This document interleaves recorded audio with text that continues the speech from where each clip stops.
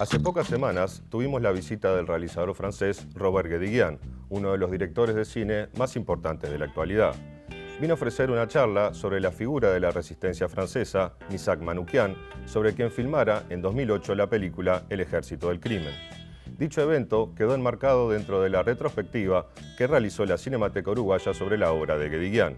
Es probable que muchos no reparen en la singularidad de esta visita, pero desde su fundacional, Marius y Janet, en adelante, el director construyó una sólida y personal carrera, objeto de numerosos reconocimientos en todo el mundo. Depuis le 3 juin, 10 000 entreprises ont cessé le travail.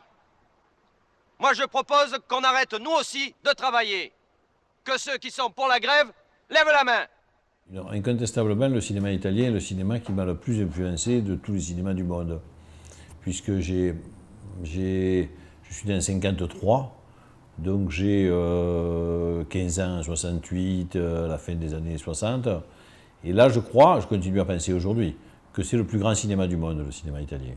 Surtout parce qu'il va du cinéma le plus extrême du point de vue formel au cinéma le plus populaire. Ça va de Pasolini et Ferreri, par exemple, en passant par Visconti et Fellini, jusqu'à Dino Risi, avec du cinéma plus directement politique comme Francesco Rosi, Elio Petri, par exemple, Damiano Damiani, enfin, Comencini, c'est le cinéma, Monicelli, c'est le cinéma rêvé, quoi. C'est un idéal de cinéma.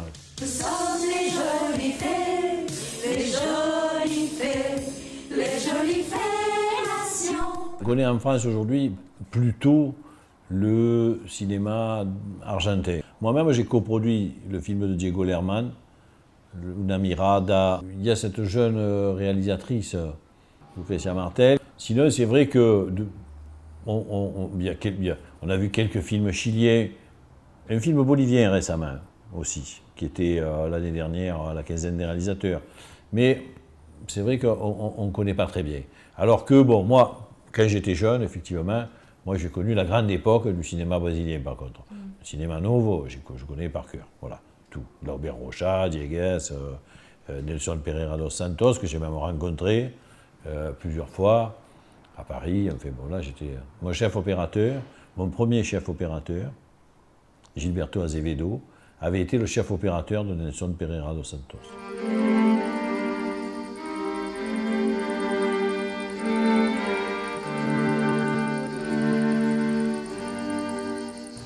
Tu es comme tous les hommes. Tu es faible. Hein? Qu'est-ce que tu dis? Je crois qu'on apprend des choses techniques importantes, mais je crois qu'on ne peut pas apprendre l'urgence personnelle de faire du cinéma. C'est-à-dire que donc je crois à ces écoles-là, et je crois qu'il en faut. Mais il y a un endroit chez moi où je pense qu'on n'apprend pas à écrire à l'université de lettres, on n'apprend pas à faire du cinéma à l'université de cinéma. Voilà, en tout cas, il y a quelque chose de profondément vertical et personnel pour devenir cinéaste qui ne s'apprend pas, qui procède de la biographie. Nostra al fine sarà l'internazionale futura umanità Völker hört die Signale. Et le cinéma européen, en fait, se porte très mal, je trouve, sauf le cinéma français. Pour des raisons très faciles à comprendre, le cinéma français est aidé en permanence depuis 1947, 1945 même. Donc ça fait 60 ans que le cinéma français est soutenu par les pouvoirs publics. Voilà pourquoi il est meilleur que les autres. C'est que pour cette raison-là, bien entendu.